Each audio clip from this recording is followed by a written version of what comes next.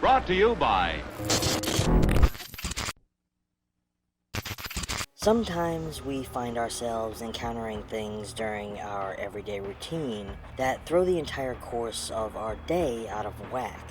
One minute, a simple task like taking our dog for a walk might turn into a horrifying experience. This week, we are looking at a few films that take us outside of the norm as we encounter nightmares in otherwise innocuous situations.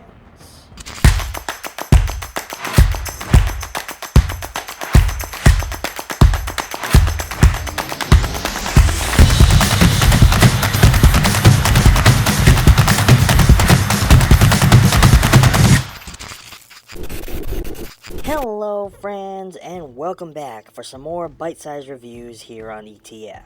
Every once in a while, I like to go back and check in on the progress of some of the filmmakers that I have talked about in previous episodes. I like to see what else they are creating and how they are advancing as storytellers. So to kick things off, we are looking back at a little film group called Dirty Sloth Films that we previously discussed when we talked about a little short they created called Hangman.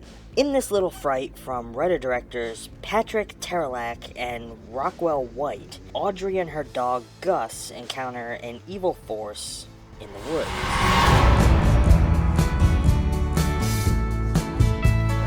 This film kicks us off with some good old-fashioned Americana-style music for our opening credits as we follow a car pulling off the main highway into a trailhead. Once we arrive, the tone immediately shifts, dropping the upbeat music and drenching us into a pulsing tone that's almost rhythmic, like a heartbeat. Our protagonist is a younger woman with a dog, and you get the sense that this is a morning ritual for them, traveling out to a hiking trail for a morning run. The performances throughout the story are fairly decent, to say the least.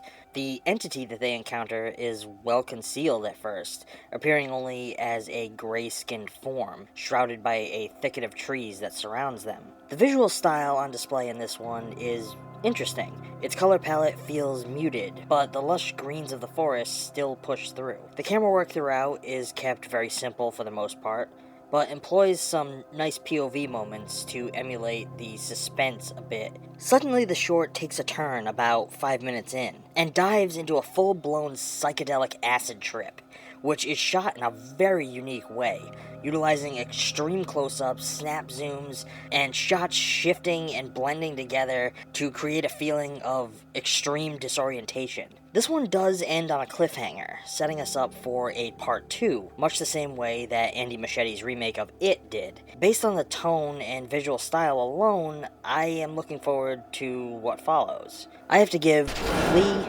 a B-.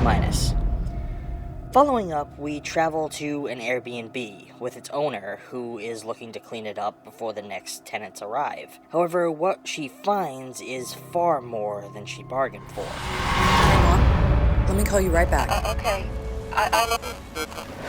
This little short comes from Homestead Pictures and isolates us with a woman staying the night in a lodge to prepare it for the next tenants, when something unexplainable descends upon her in the night.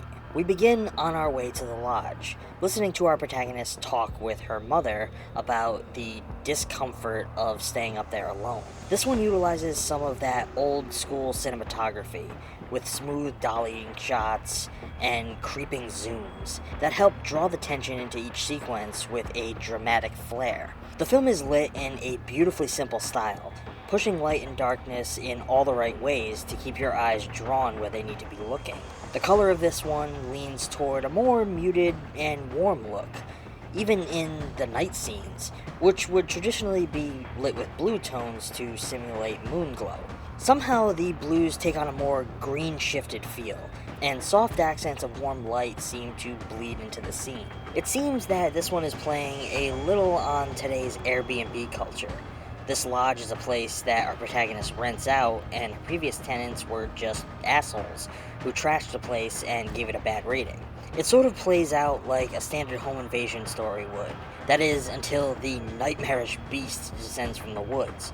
We get to see very little of the monster, which is a choice that I fucking loved. The glimpses we get are highly unique and disturbing, making your mind wonder what the fuck this thing could be or where the hell it came from. This one holds a concept that I would love to see fleshed out into a longer form narrative. I think it plays with very relevant ideas that are popular in today's cinematic culture and would make for a solid feature. Plus, I love films that set up to be one type of story, then suddenly shift us into something completely different. It reminds me a little of something like From Dusk Till Dawn in that way. I'm giving Timber Lodge an A. Finally, today, dating in your midlife years can really kind of suck, especially when the clowns find you. As with many short films, a woman finds herself stalked by a mysterious clown after her birthday plans get cancelled. This one comes from Round Square Pictures, and is another short film that utilizes the text messages on screen trope. As you all know by now, this is something that has become overly popular in films today. I understand why it's used. We can convey a lot of dialogue and information through a very visual presentation. Not to mention, it is very relevant and relatable to the way many of us communicate today. However, I honestly just hate it. I feel like it always looks so damn cheesy. I think I've seen maybe one or two ways that this has been done in a cool, visually appealing style. I love that this one sets us off with disappointment. The first thing we learn about our protagonist is her age, through a birthday card sitting on a table, telling us that she has just turned 40. This is before we even meet her. We then see her dressed to the nines, getting ready for a night out, possibly for a date, when she receives a text canceling, leaving her alone on her birthday. I found it odd that after her date cancels, she changes into jeans and a button-up shirt, even though she's now planning to stay in for the night. It would have made more sense to me if she put on sweats or PJs. I guess it ended up making sense since she goes out to get champagne, but then why couldn't she have just been written to have champagne at the house already? It seems like a needless reason to have her get fully dressed. I did like that we instantly shift into the horror, watching the balloon appear from behind her bed. However, the thing that absolutely kills this one for me is our protagonist's performance. Her delivery of lines in the moment that she realizes that something sinister is happening is so fucking wooden that it made it unbearable to watch. While I like the look of the clown in this one, I think they pushed a little too hard into making him look sinister.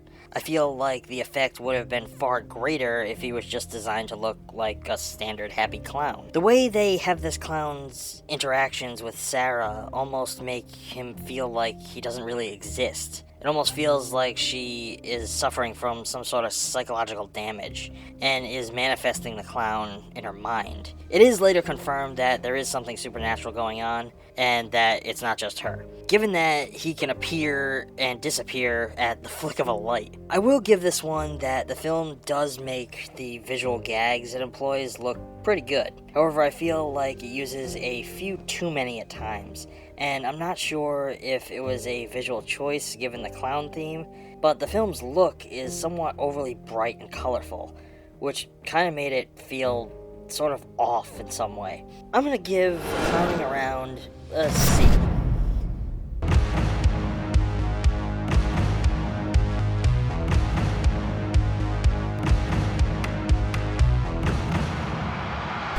With that, we're going to bring this video to an end. If you enjoyed this one, I hope you stay tuned for more bite-sized reviews in the future. If you feel so inclined to help out a struggling puppet, please consider supporting ETF over on Patreon. I hope you all stay scared, and thanks for watching.